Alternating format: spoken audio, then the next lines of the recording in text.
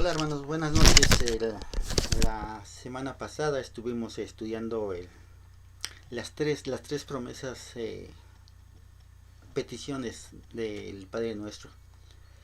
El día de hoy vamos a continuar con la cuarta, pero antes que nada, a mí me gustaría que fueran buscando en sus Biblias en el Evangelio de Mateo, Mateo 6, Mateo 6, y vamos a leer de los versículos 11 al 15.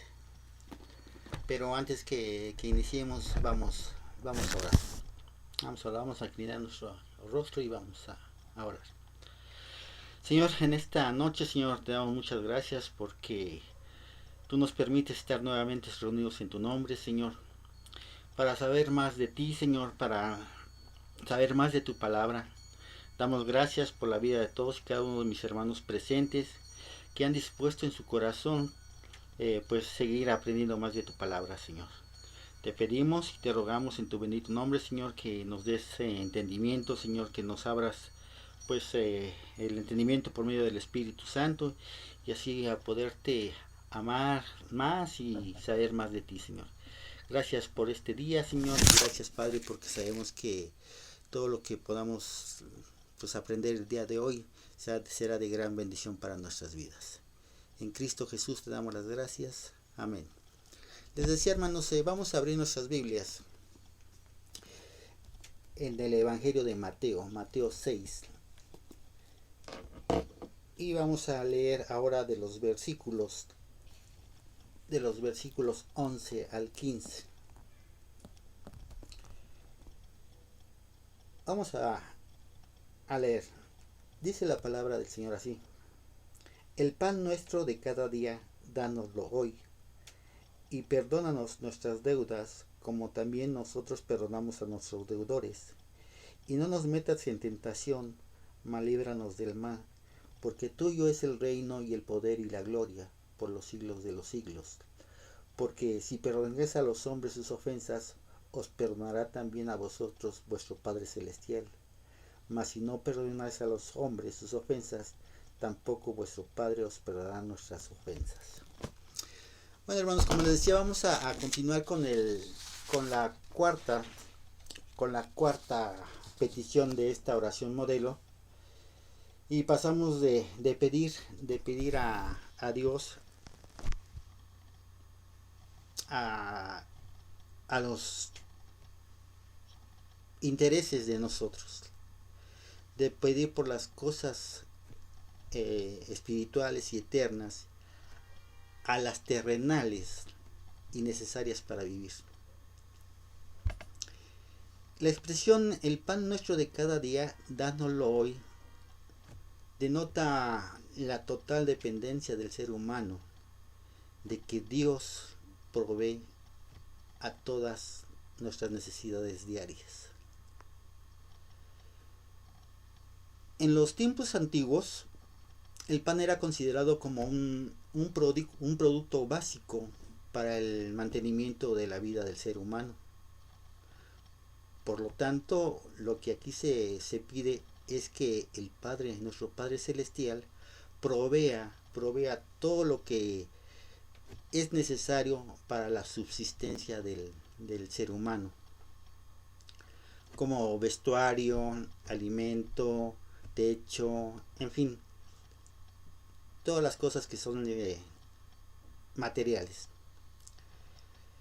Pero también la petición es clara al decir que esta provisión debe de ser diaria, no mensual, ni anual, ni a cada semana.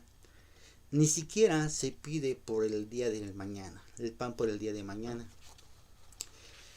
Esto enseña que a diario pidamos en su misericordia y provisión que Dios llene nuestras necesidades básicas. Este concepto no es nuevo en la Biblia. De hecho, lo vemos en el libro de Éxodo, cuando Dios proveyó el maná y les pidió que cada uno recogiera lo que realmente necesitaba, a excepción del sexto día que recogían el doble debido al sabbat. Y cuando recogían más de lo necesario, pues el maná pues hacía gusano y despedía un olor muy desagradable, muy malo, muy penetrante. Era un olor insoportable. Eso lo podemos encontrar en Éxodo capítulo 16, versículos del 18 al 20 y el 35. Y dice así, Éxodo 16, 18 al 20 y 35 dice: y lo medían por gomer, y no sobró al que había recogido mucho, ni faltó al que había recogido poco. Cada uno recogió conforme a lo que había de comer. Y les dijo Moisés: ninguno deje nada de ello para mañana. Mas ellos no obedecieron a Moisés, sino que algunos dejaron de ello para otro día, y crió gusanos, y hedió, y se enojó contra ellos Moisés. Así comieron los hijos de Israel maná 40 años, hasta que llegaron a la tierra habitada. Maná comieron hasta que llegaron a los límites de la tierra de Canaán. También vemos el concepto de la provisión de cada día cuando Elías visitó a la viuda de Sarepta, donde la escritura dice que nunca se agotó el aceite y la harina, y siempre hubo sustento para el profeta, para la viuda y su hijo, aun cuando ni siquiera el rey de Israel, Acab, tenía para alimentar a sus caballos por causa de la sequía de 3 años. Eso lo podemos ver en el primer libro de Reyes, capítulo 17, del 14 al 16. Y por lo tanto nosotros sus hijos, debemos pedir que cada día Dios nos provea de lo necesario para vivir. Posiblemente no todos seremos ricos, pero de una cosa sí estamos seguros: Dios proveerá cada día con seguridad a todos nosotros. Y podemos decir, como el salmista lo declara, el Salmo 23:1: Jehová es mi pastor, y nada me faltará. Y nada me faltará. La quinta petición es tan importante como la de pedir a diario nuestro pan, y está relacionada con la salud espiritual y moral. La petición es: perdónanos nuestras deudas, como también nosotros perdonamos a nuestros deudores. El estudio del griego nos puede ayudar a acercarnos a su verdadera interpretación. Por un lado, la palabra deuda proviene del griego y significa opheleima, que literalmente significa alguien que está endeudado. Nuestro Señor Jesucristo también utiliza esta palabra de deuda para referirse a pecados, porque en el arameo la palabra que se utilizaba tanto para el pecado como para la deuda era la misma palabra, ya que para los judíos nuestros pecados eran una deuda moral y espiritual que adquirimos con nuestro Señor. Por otro lado, encontramos la palabra perdónanos, que proviene del griego afiemi, que puede traducirse como perdonar, abandonar, echar fuera, salir, dejar, remitir. Y en este sentido se refiere a una clase de perdón que echa fuera todos nuestros pecados para no ser recordados más. Este es el perdón perfecto. Por consiguiente, en nuestras oraciones debemos pedir por el perdón de todos nuestros pecados. En el Antiguo Testamento vamos a encontrar salmos donde se pide perdón a Dios. Hay varios salmos, por decirlo, el Salmo 25:7, Salmo 32 del 1 al 5, el Salmo 38 del 1 al 22, igualmente el 51 del 1 al 12. En fin, también encontramos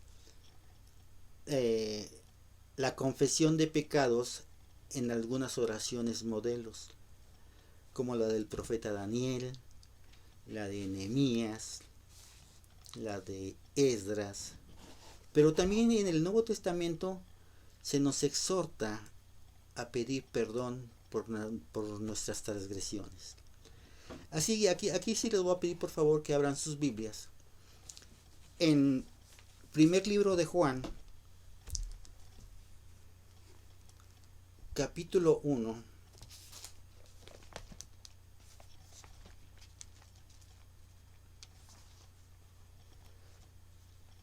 y vamos a leer los versículos 9 y 10. Dice la palabra: si confesamos nuestros pecados, Él es fiel y justo para perdonar nuestros pecados y limpiarnos de toda maldad. Si decimos que no hemos pecado, le hacemos a Él mentiroso y su palabra no está en nosotros. Ahora bien, la oración añade algo más, y es que seamos perdonados como nosotros perdonamos a los que nos ofenden. Jesús espera que nosotros sepamos perdonar a todos aquellos que nos han ofendido. De lo contrario, ¿cómo podremos clamar perdón si nosotros guardamos odio en contra de alguien que nos ofendió? Con respecto a esto, nuestro Señor Jesucristo relata en la parábola de los dos deudores. Mateo 18 del 23 al 35. Y podemos ver que dice que donde uno debía 10,000 talentos, y como no podía pagar, su señor ordenó quitarle a su mujer, hijos y todo lo que tenía para pagar su deuda. Pero éste se postró delante de su señor y le suplicó, y se le perdonó su deuda por misericordia. Por misericordia. Pero luego, pasados los días, éste encontró a un consiervo que le debía 100 denarios y le rogaba que le tuviese paciencia para que le pudiera pagar. Pero el siervo malo no quiso y lo echó en la cárcel. Esto molestó tanto a los demás consiervos, y le contaron a su señor, y pues molesto, porque el siervo malo no mostró la misma misericordia y lo entregó al verdugo. Esta parábola expresa que así como Dios perdona nuestras ofensas, así también nosotros debemos perdonar a los que nos ofenden. Nuestra condición espiritual se ilustra en esta parábola. Para aquel que fue perdonado de una deuda de 10,000 talentos. Para tener una mejor idea de lo que representa esta cantidad, Consideremos lo siguiente. Los impuestos anuales pagados por Judea, Galilea, Idumea, Samaria y Perea sumaban como 800 talentos. Un esclavo joven y fuerte valía un talento. Así lo podemos ver en el segundo libro de Crónicas, capítulo 25, versículo 6. Dice que Amasías tomó a sueldo por 100 talentos de plata a 100,000 hombres valientes. Todo el oro en el arca del pacto valía menos de 30 talentos.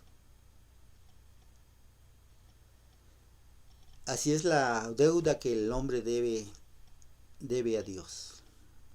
Una cantidad que simplemente no podía ni se puede pagar.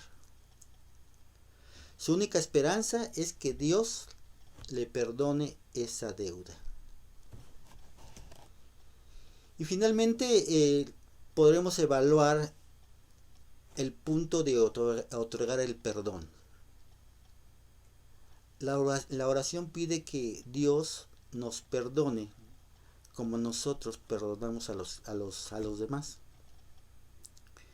Pero, ¿cuándo es que debemos perdonar? Es una buena pregunta, ¿no? ¿A todos los que nos ofenden? Veamos entonces cómo lo enseña la palabra de Dios, la Biblia, en el Evangelio de Lucas. Lucas capítulo 17, versículo 3.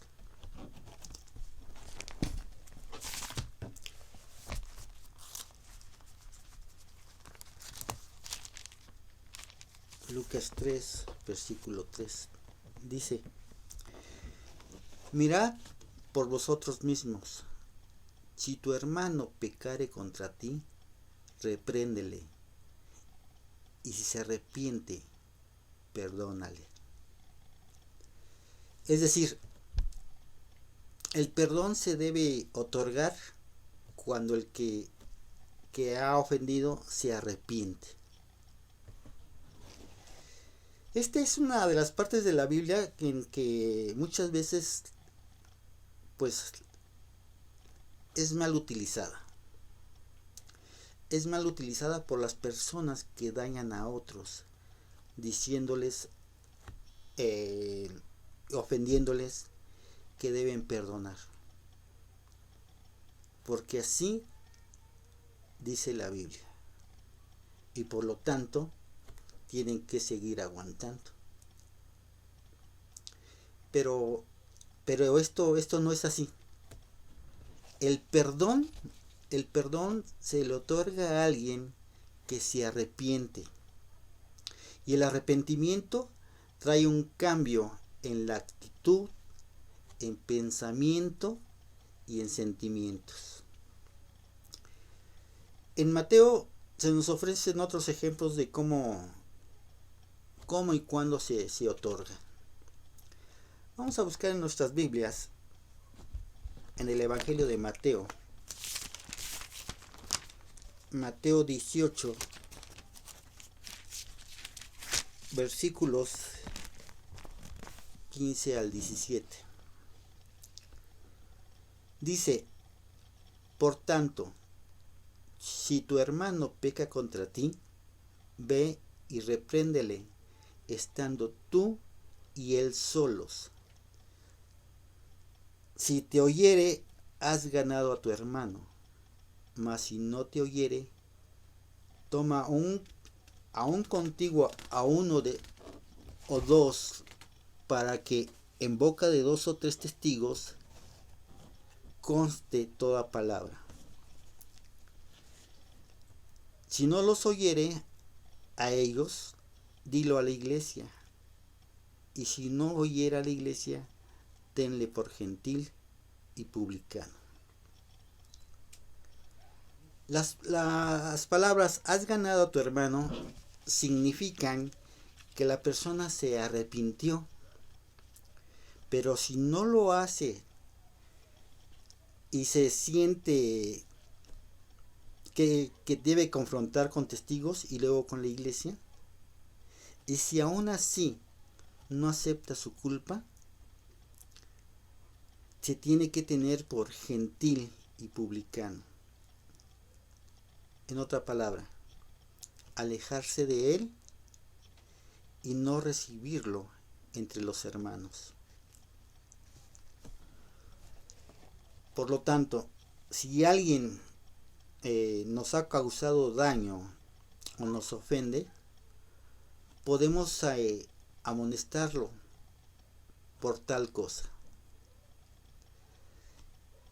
Si esta persona lo acepta y se arrepiente, le perdonamos y lo ganamos para que esté en paz, con Dios. Pero si no le podemos otorgar el perdón y deberíamos solo alejarnos de tal persona. Pero, ¿qué significa esto? ¿Debemos odiarlo? En ninguna manera. Debemos guardar nuestro corazón de toda raíz de odio. Solamente debemos esperar en Dios que Él pagará a cada uno según su obra. Y esto lo podemos encontrar también en el libro de Job, capítulo 34, versículo 11.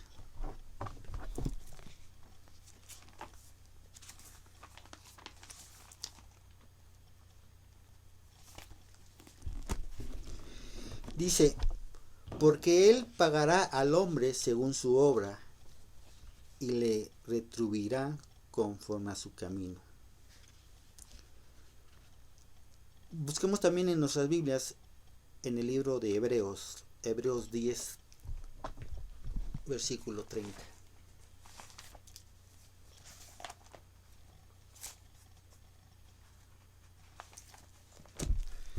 Dice, pues conocemos al que dijo, mía es la venganza, yo daré el pago, dice el Señor. Y otra vez, el Señor juzgará a su pueblo.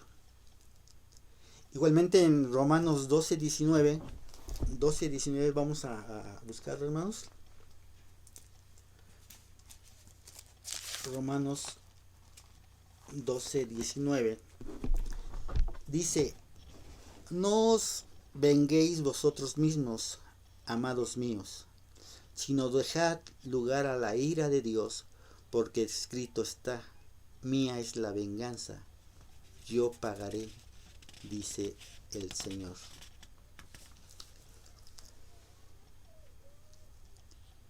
Y pasamos a la sexta petición. Esta está relacionada con la quinta. Después de pedir que Dios perdone nuestros pecados, Jesús nos enseña a pedir que nos ayude a no pecar, a decir, no nos metas en tentación.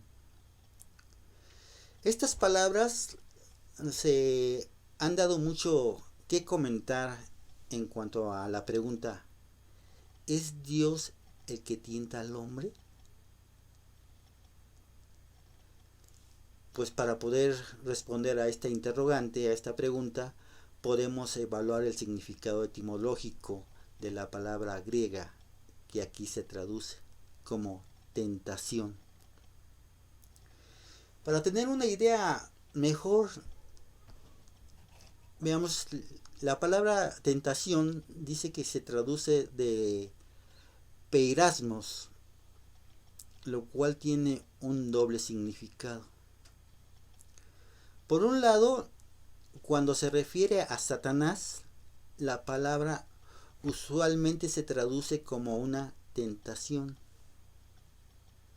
Pero cuando se usa en referencia a Dios, se traduce como prueba. Y la Biblia es clara al decirnos que Dios jamás tienta a nadie, sino que es una obra del diablo que seduce nuestra vieja naturaleza para que pequemos. Vamos a abrir nuevamente nuestras Biblias en el libro de Santiago. Santiago 1. Y vamos a leer versículos del 13 al 15. Es Santiago 1, del 13 al 15.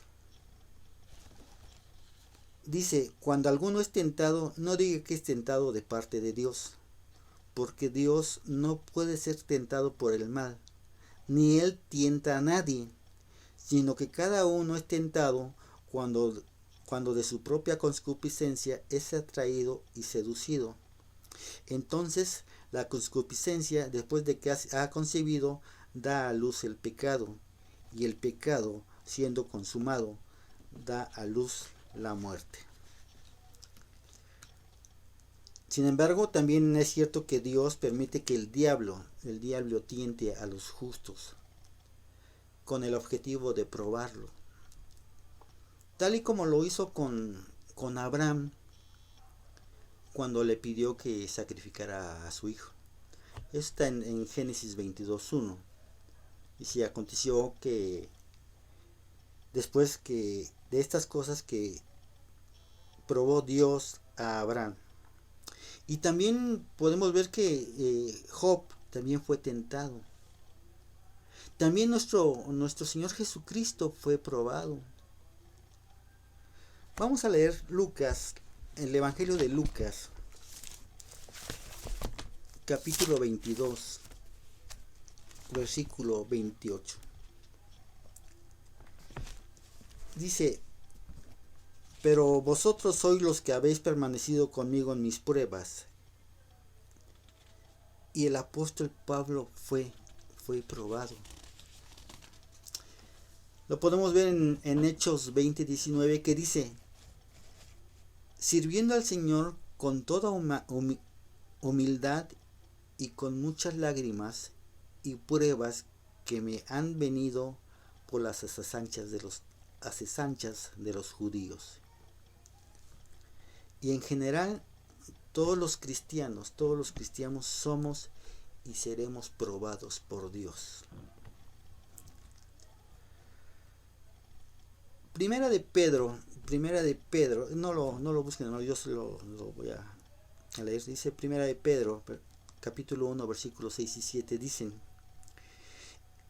en lo cual vosotros os alegráis, aunque ahora por un poco de tiempo, si es necesario, tengáis que ser afligidos en diversas pruebas, para que sometida a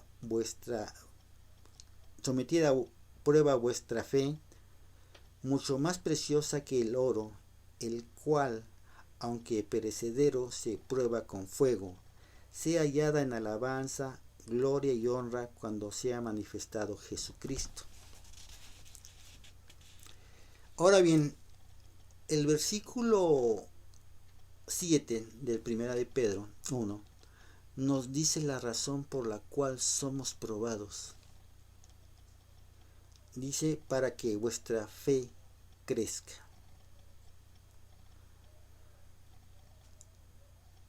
Toda prueba de parte de Dios tiene como un objetivo moldearnos y hacernos mejores cristianos cada día. Por eso hay que seguir rectos para que nuestra fe crezca. Busquemos en nuestras Biblias, hermanos, en el libro de Santiago 1, versículo 12.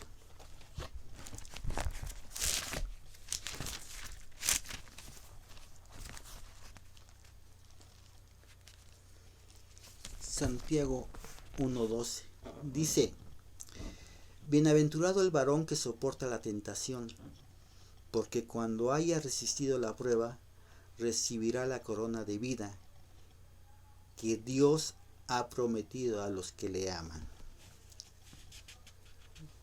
No obstante, debemos de estar claros que también Dios permitirá que el diablo también nos tiente y podemos caer en sus trampas.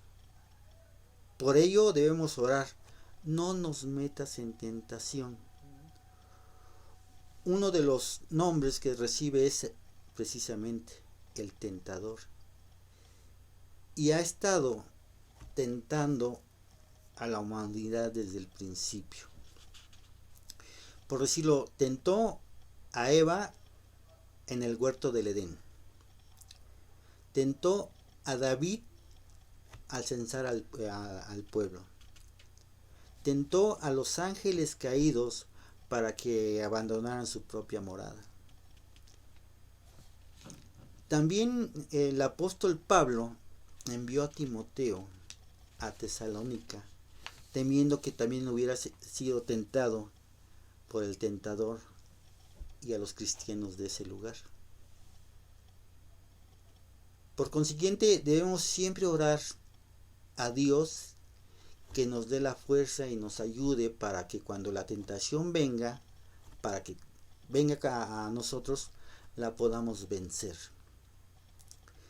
Por ello nuestro Señor Jesucristo nos alentó y alentó a sus discípulos a orar, ya que el espíritu está dispuesto, pero la carne es débil.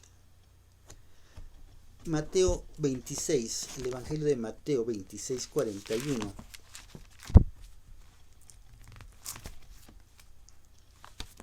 Dice, velad y orad para que no entréis en tentación. El espíritu a la verdad está dispuesto, pero la carne es débil. La oración es un elemento clave en la vida de todo creyente, que nos ayudará a resistir al diablo. Si lo hacemos así, podemos estar seguros de que juntos con la tentación siempre vendrá la salida. Y eso lo encontramos en el primer libro a los Corintios, capítulo 10, versículo 13. El cual dice, no nos ha sobrevenido ninguna tentación que no sea humana, pero fiel es Dios, que no os dejará ser tentados más de lo que podéis resistir, sino que dará también juntamente con la tentación la salida para que podáis soportar. Y llegamos, hermanos, llegamos a la séptima y última petición de esta oración modelo.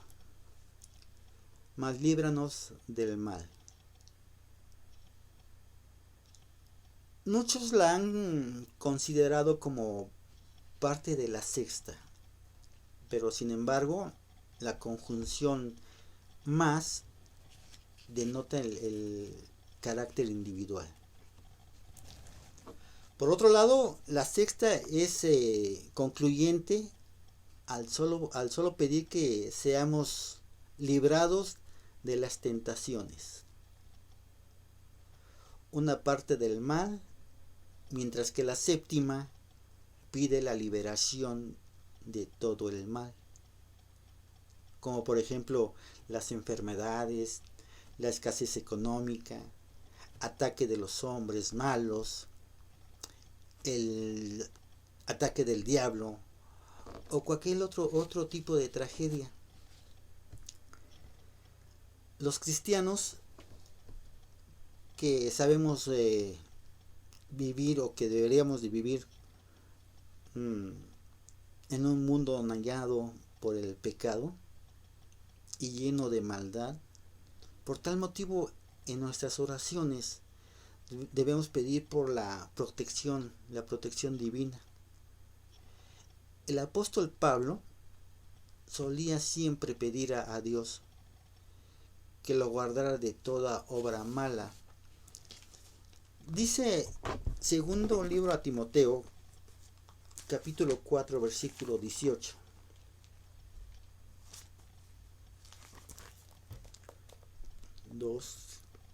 Segunda Timoteo 4:18. Dice: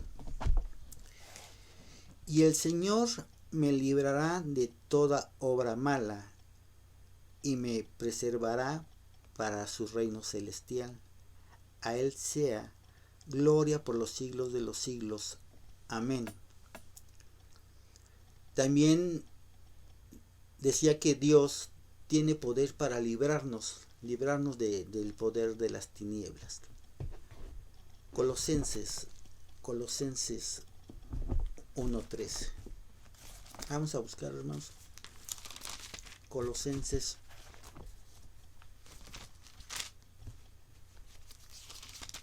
1:13 dice: el cual nos ha librado de la potestad de las tinieblas y trasladado al reino de su amado Hijo. Y de igual forma, el autor de la carta de Hebreos dice que Dios nos puede liberar del poder del diablo. Es importante. Buscamos en el libro de Hebreos, capítulo 2, versículos 14 y 15.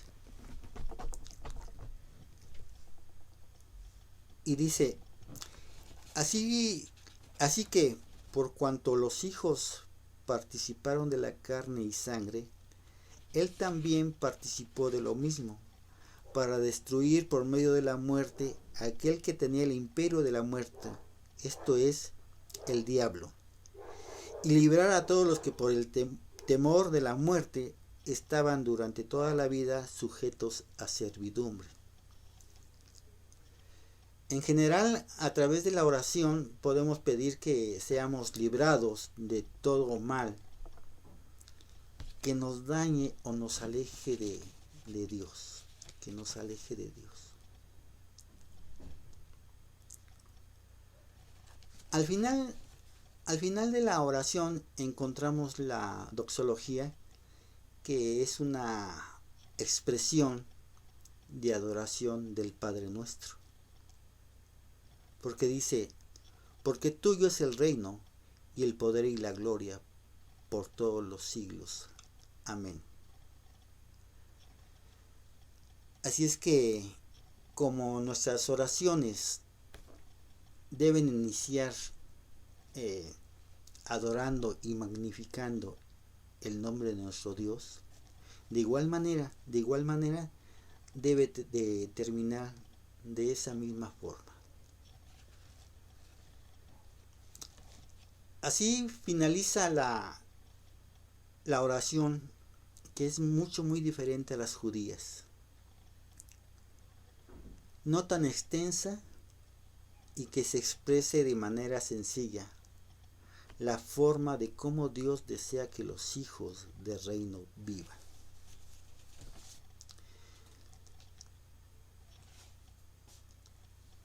Y para finalizar también, hermanos, nuevamente versículo 14 y 15.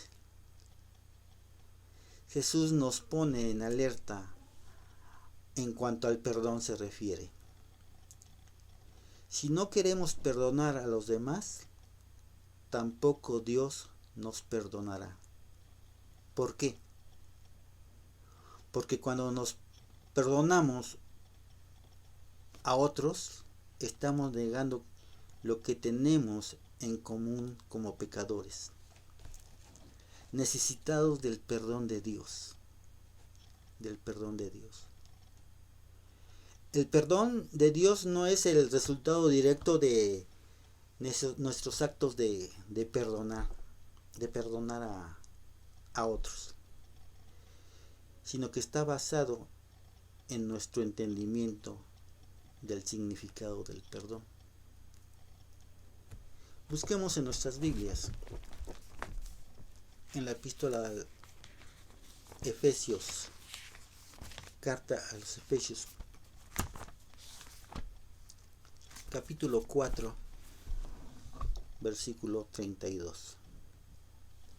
Dice: antes, sed benignos unos con otros, misericordiosos, perdonándonos unos a otros, como Dios también os perdonó a vosotros en Cristo.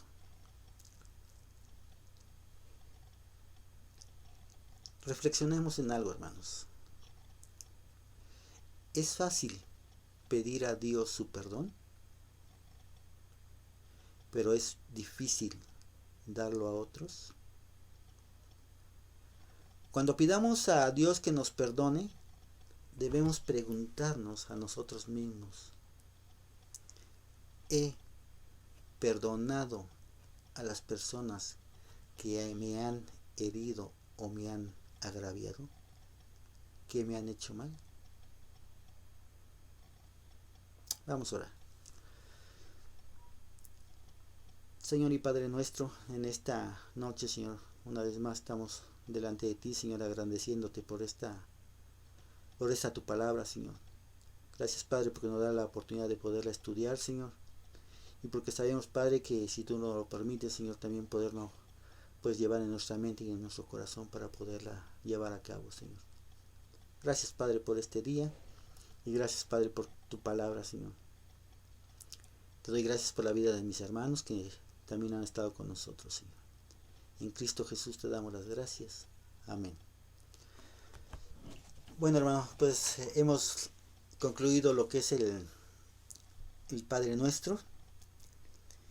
Y si el Señor lo permite, la próxima semana estaremos hablando sobre el ayuno.